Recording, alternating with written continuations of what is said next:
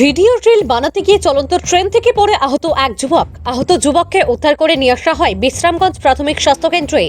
ঘটনা বিশ্রামগঞ্জ আদিবাসী কলোনি এলাকায় সোমবার দুপুর 12টায়। আহত যুবকের নাম সন্দীপ আচার্যি, বাড়ি আগরতলার রাধানগর এলাকায়।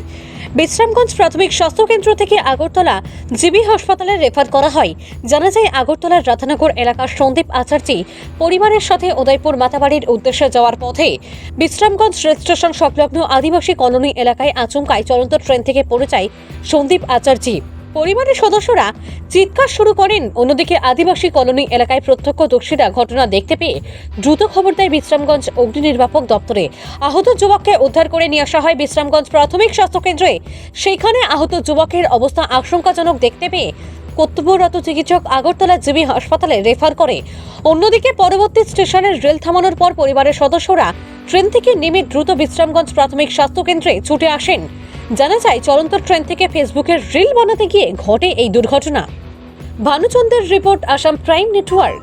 আপনি আমি মাতাবাড়িতে গেলাম। কোন ট্রেনে? আগরতলার থেকে আগরতলাতে মাতাবাড়ি। কোন জায়গাটাতে পড়ছে?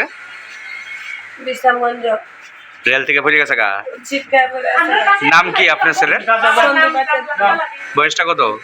21। আপনার বাড়ি কোন জায়গা? আমার বাড়ি আস্তা বড় রাধানগর। আপনার আপনার স্বামীর নাম কি?